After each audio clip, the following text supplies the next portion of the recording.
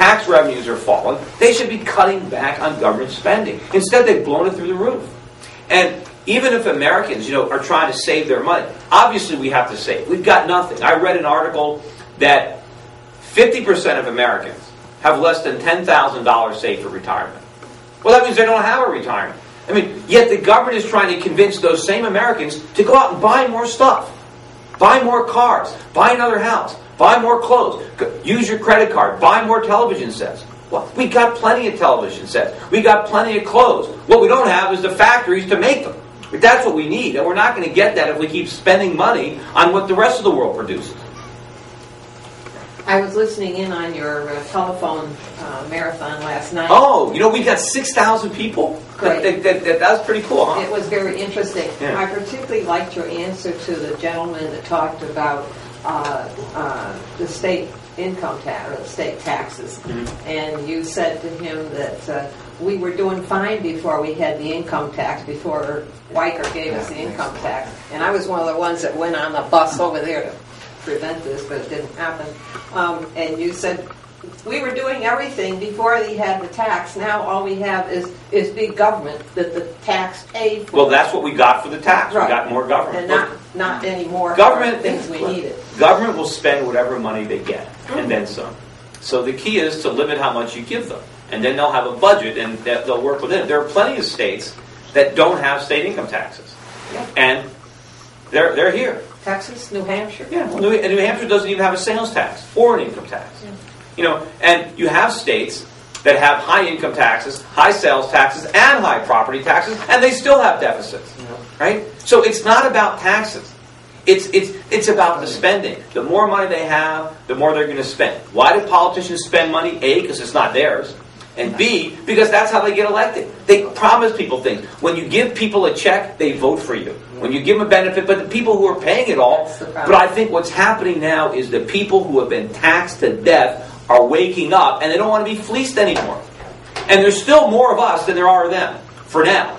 But eventually, if more people are taken out of the pot than putting into the pot, there'll be nothing left in the pot for anybody. So even some of the people on the dole are going to have to wake up and realize if there's nothing left to dole out, they're in trouble too. One more question? All right, one more. Yes. You may have touched on this in your book or one of your Nereidus talks or whatever, but on a global picture, the United States is, everything you said is wrong, everything's going bad, this, that, everything. But the one thing that we have going for us is the dollar is still the world reserve currency.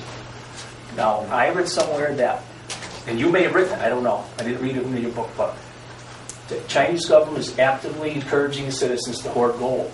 Of course, and silver. In the attempt to maybe sometime down the road peg their currency to the gold standard. Yeah. I'm encouraging my clients to buy gold. I encourage everyone in this room to buy gold. Don't let the Chinese buy it all. But if the Chinese do that, and at some point 10 or 20 years down the road, because they have a long-term plan to peg their currency to the gold. Yeah, this ain't going to happen. This is not going to happen over a 10-year span. I mean, you realize that the Chinese right now are sitting on about $2.5 trillion worth of reserves, about $1 trillion of which is U.S. dollars. China is the biggest lender to the United States. They've been buying about 50% of the bonds the government sells every year. We are looking at $1.5 trillion deficits every year. Right? Well, that means over the next 10 years, we got China penciled in to buy about $7 or $8 trillion worth of our debt. There's no way they want to do that. Right? So they already realize they've got to get out of this situation. And it's not just the government. Social Security, which has got $10 trillion of unfunded liabilities, is now, for the first time since 1981 or 82, when they had that big tax hike, it's insolvent on a cash flow basis. Social Security right now is at the exact same point when Bernie Madoff had to turn himself in. Right? We can't make it. So now you got Social Security trying to get the Chinese to buy the bonds so we can send out the Social Security checks. They don't want to do it. It's going to end soon. The dollar has been the reserve currency. And what that means is that if we import things, we don't have to export anything. We can just print money. Other countries, if they want to import, they want to export. But we just print money. But that's going to come to an end because no one's going to take it.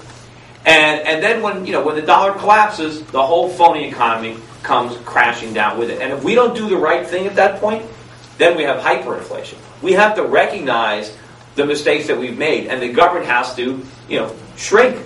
And we have to let interest rates go up, even if it means that some financial firms fail. And we have to let them fail. And if housing prices go down, then they go down. We can't try to prop things up. We can't try to, have this phony economy, because the end is catastrophic. If we just let market forces work, right, it might be painful in the short run, but there will be a light at the end of the tunnel.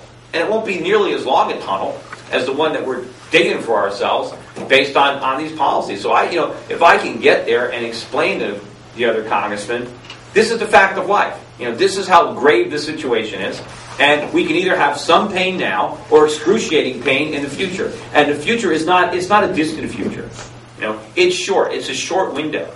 Right? Because we're at the end of this. These problems have been building for a long time. They're just now off the charts. I mean, if you look at where we are, just look at, anything. It's like, the NASDAQ, when the bubble was building for a long time like this, then all of a sudden it goes like this, and then, boom, we're at that point. If you look at where the debt is, or the spending, or how big it is, it's at the unsustainable, our debt to GDP now is at 10, 11%, but that's just the actual debt. If you take the agency debt, the Freddie and Fannie debt that's now technically Treasury debt, the debt is already over 100% of GDP. Then if you throw in the other off-budget items, the unfunded liabilities, it's ballistic.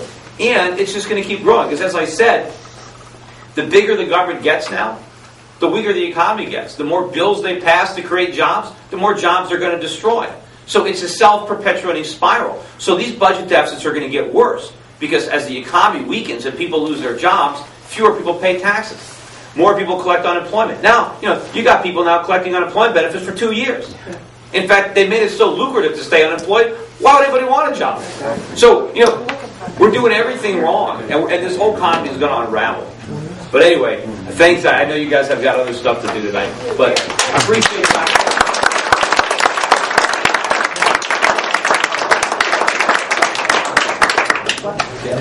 And if there's any questions, I'm sure if there's any questions I didn't answer, if you go to YouTube, it'll be answered somewhere or in my right. Oh, and I gotta say one more thing. You got complimented on your book. The YouTube, I want to tell everybody in the room, I've seen a lot of his talks on YouTube. They're 10 minutes, 15 minutes, 20 minutes. They're very informative to watch, very easy to watch. If you want to watch a really good one, watch my mortgage banker's speech from 2006. Well, it's a whole hour presentation, but I told 3,000 mortgage bankers exactly what was going to happen to the housing market, the mortgage market, subprime. I went over the problems with the rating agencies, with the appraisers, with the securitizers, with the underwriters.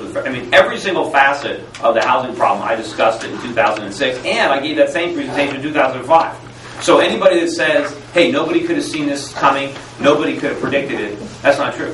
There were plenty of people, including myself, who predicted it exactly as it happened. And it's because we understood economics. Right? It's not that simple. I'm not a genius. I'm just not all confused by all this Keynesian nonsense that everybody in Washington believes.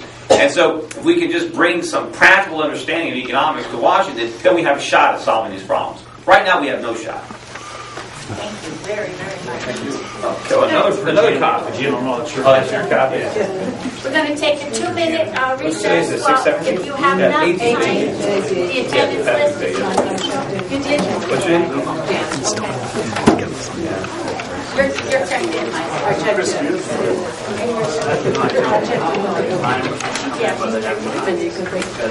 Where do you live? What's that? Yes, I think. What district? Thank you very much. Best of luck. Yeah, I'm all set. Well, no,